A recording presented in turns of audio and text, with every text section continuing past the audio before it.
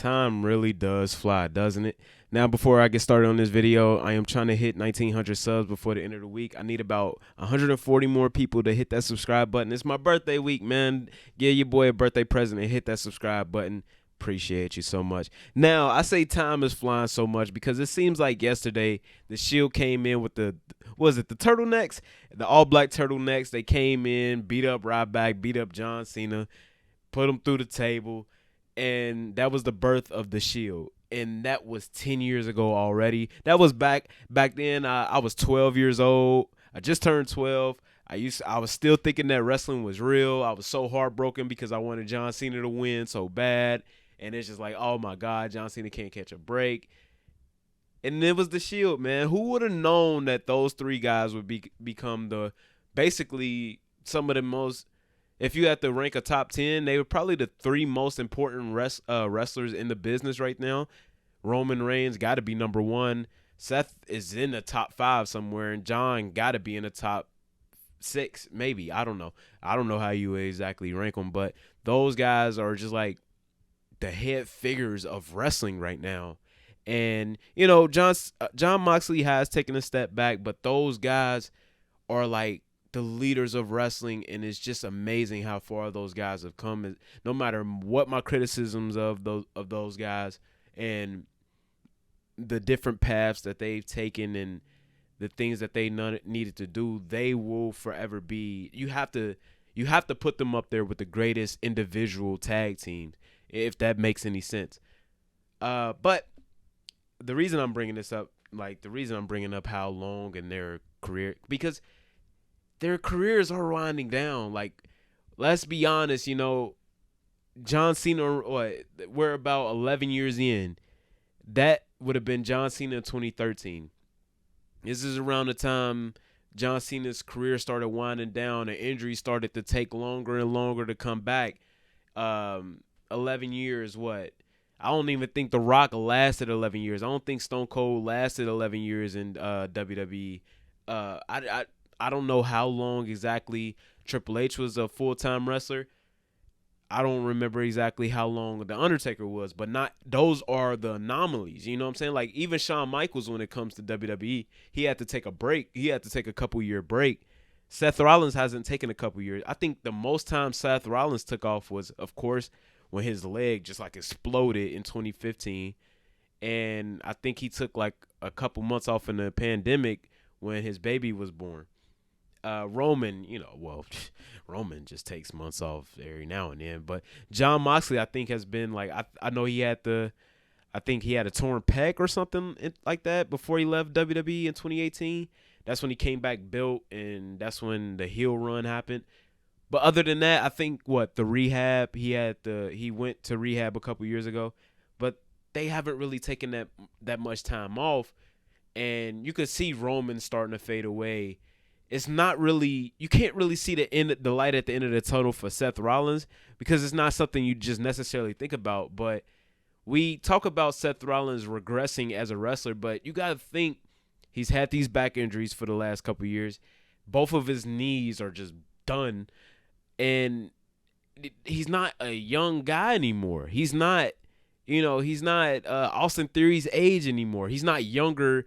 I think I was about to say he's not younger than a WrestleMania. No, he's still younger than a WrestleMania. But at the same time, like, he's not like a Randy Orton. He's doing highly athletic moves, and he's landing on his knees. He's landing on his back. And just think about the superplex to a Falcon Arrow, bro. Like, the amount of stress that puts on your body to do that, and he's been a consistent guy.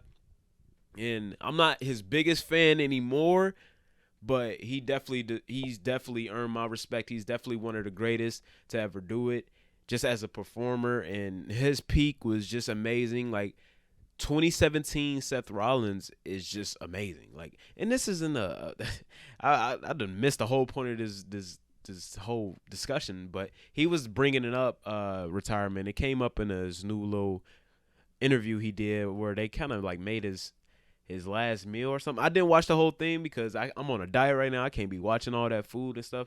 I don't know if he ate all the food, but that's kind of crazy if he could eat all that food and then go out and do some wrestling. But he brought up retirement, and he said that he don't plan on retiring anytime soon. He brought up how a pal of his is in a band, and he says that they're closer to the end than the beginning. And when the crowd starts booing, he says, but I got a whole lot left in the tank. And Seth Rollins says he feels the same way. But if you remember, knock on wood, Randy Orton said the same thing right before his back gave out on him. Randy Orton, even with he's not doing the most dangerous moves, his shoulders is giving that. Like he's had shoulder problems. He's had back problems. I don't remember much else, but I know those shoulder and back problems are lingering, and that's just because of their RKO. So imagine Seth Rollins' moveset. So I really just say this to appreciate these guys while they're here, man. Like I was a Bray Wyatt. I am a Bray Wyatt fan. I am a CM Punk fan.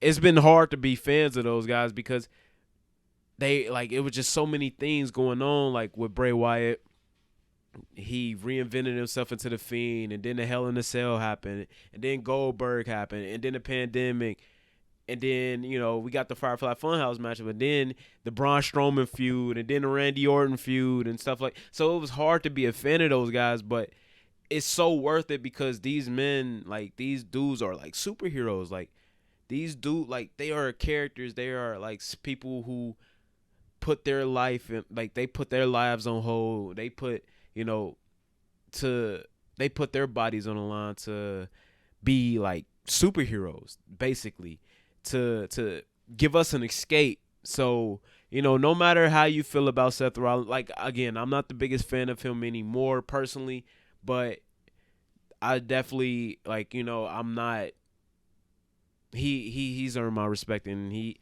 doesn't deserve to be disrespected. And I understand that he's not what he used to be, but also understand that he's been doing this for 11 years now. And he's been doing it as a single star for 9 now. So just man, appreciate these guys while they're here, man. We just lost Bray Wyatt. CM Punk was gone for 7 years, and he was only back for a year. Randy Orton, his time is coming. Like John Cena. Before you know it, they'll be John Cena. Before you know it, Roman Reigns will be in his 20th year, and he just can't go as much as he used to. Before you know it, the Usos. Think about the Usos are in their 40s, bro. Like just because they look young, don't mean they are and they feel young. Like even guys that I don't necessarily like anymore, like the Young Bucks and stuff. Like appreciate these guys while they here, man, because they gave at one point when you needed them the most, they gave you an escape from your life, and they gave somebody else an escape from their life. So, just, critique their work, but, respect these men, respect these women, respect these athletes. Even Michael Cole, man, respect him too. But I'm rambling now. I don't know if I stayed on point, but I hope Seth Rollins can go as long as he wants to, but also I hope he's able to walk around and stuff. He's already struggling, so I think he should retire sooner than later, man. You just adding to your legacy at this point. You ain't got much to prove. But let me know what you guys think about this in the comments. Again, I'm trying to hit 1,900 subs before the end of the week. Need about 140 more to do so. Definitely appreciate it if you hit that subscribe button. My birthday is Sunday. That could be your birthday present to me. Appreciate you all. Have a good one. Be safe. Make somebody smile today. Sub to Act. Peace.